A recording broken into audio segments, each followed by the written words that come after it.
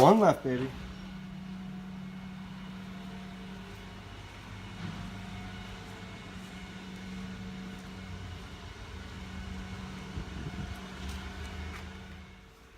Alright, good morning YouTube. So, I'm going to go ahead and show you today on how I take off my front bumper, how I have it mounted, what works for me.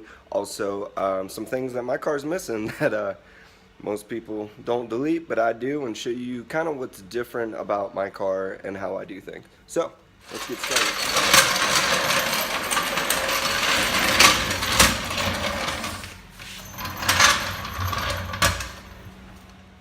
Alright, so if you're new to taking off your front bumper, there is a screw here, and then a crap ton of clips here, and then all the way around if you're running the factory splash shield. There are also two screws here and here, and then you got screws along top here, and then the one down here.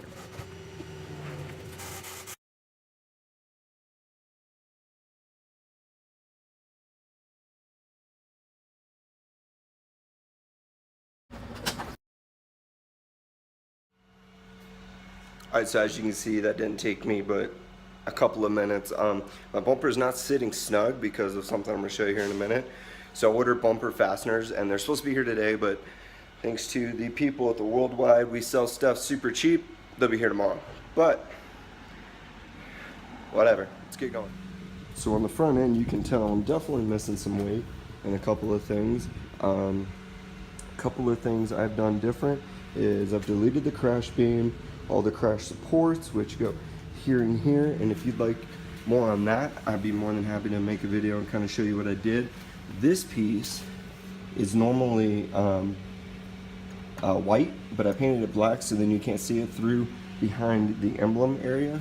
And then I'm actually thinking about painting this entire upper support because I don't like the visibility of it. So let's get this radiator, upper and lower intercooler pipe off.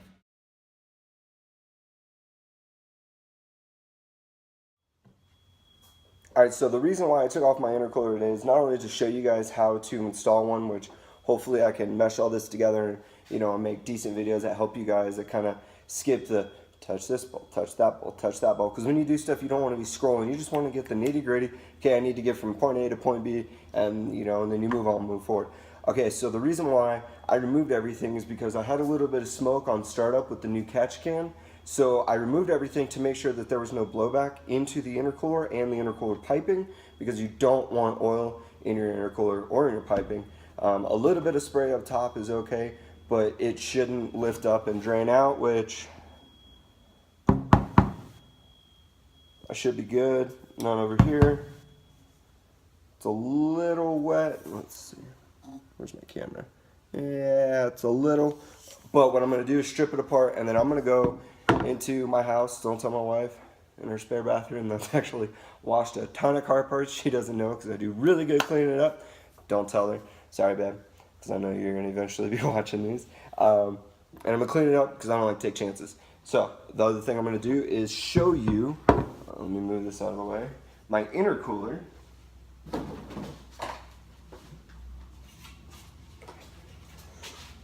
Boom. Alright, so this is an AMS 3.5 inch, named, labeled, no cheap parts on my car, alright, for the most part. No, I guess I don't really go cheap on either. I don't like to be name brand, but I also don't like my parts to fail. Anyway, this intercooler came silver. It had the big AMS logo, which I don't think you can really, I did a pretty good job after a couple of paints, touching it up. This has been blue for a minute, and I did blue to accent the wheels, and then kind of the wheels started with the blue, and then the stickers came, and then just kind of, festered from there. And I just kind of wanted something that was bold, because I'm always really minimal and clean, so I wanted to get, I don't know, I guess a little flashy. But anyway, so this, I just did a high temp base paint, and then I overdid it with a high temp, I think it's 650 degree blue.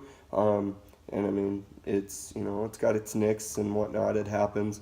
It's a front mount, but paint's held up just fine, and I've had no issues. So let's check this one.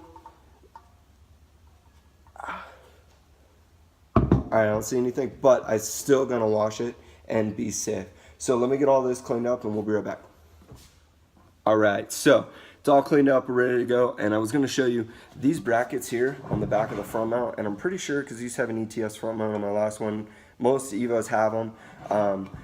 They go up under the subframe, and there's, I think they're 12mm bolts that screw into your frame. They're a pain in the butt to get to. I wish they would have gone on the outside, and these would have been just a little bit longer, but whatever, I'm not the manufacturer. As you can see, it used to be silver, and then, you know, my overspray for my black.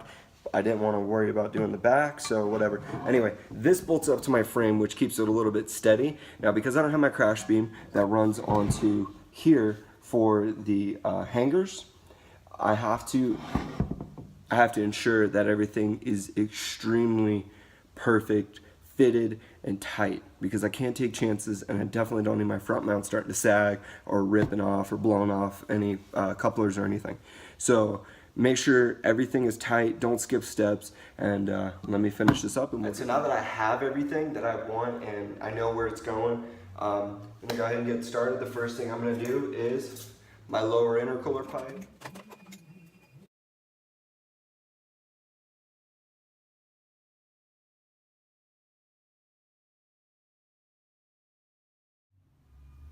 Since I'm kind of limited on space and I haven't started using my GoPro yet, I'm going to go ahead and do kind of like I'm doing the install, and then I'll kind of walk you through. So everything is on, all my clamps are on, but nothing is cinched down because everything still needs to move. This is obviously going to stay a little stable because the intake's in. So the upper intercooler pipe with the blow-off valve is going to mount there, coupler there, and then you got the bolt here, which is just snug. None of this is tight because the couplers will slide as I continue to install.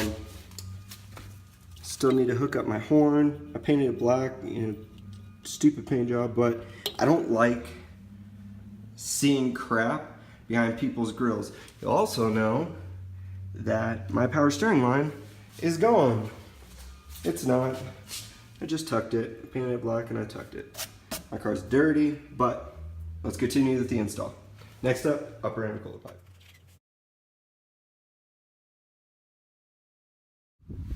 How about that new angle, guys? Except this is Colorado, so it's probably going to start raining here in the next 3 to 5 minutes, probably before I'm done. But let's get started. So like I said, once I get the intercooler going back on, I'll show you guys kind of how it mounts now that construction's on lunch. So let me flip this. You have that bowl, that hole, that hole. They go together. Focus. Where's my camera? And that goes through. It's very time consuming. I do not have a ratchet that fits in there, so I have to use a 12mm ratcheting wrench. So we'll see you soon. But there are one on each side. Alright guys, quick overview of what happened. So hopefully I can fast forward all that, make it all pretty, and maybe add some music or something. So lower intercooler pipe is on, intercooler is on, and then the two bolts under are mounted, and then upper intercooler with the front brace mounted and secure. Throttle body, lower intercooler pipe is mounted. Vacuum hose to my boost gauge, which runs into the cabin, and I'll go over more of that later.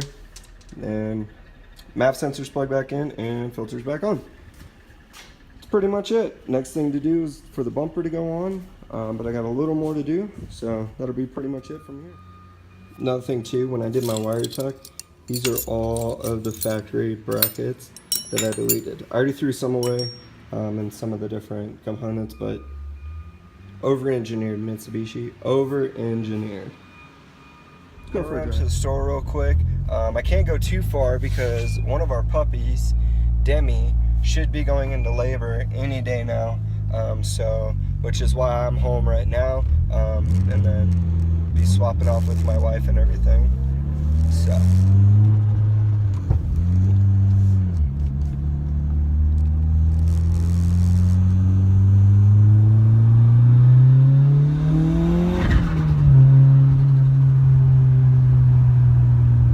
She sounds good, she feels good,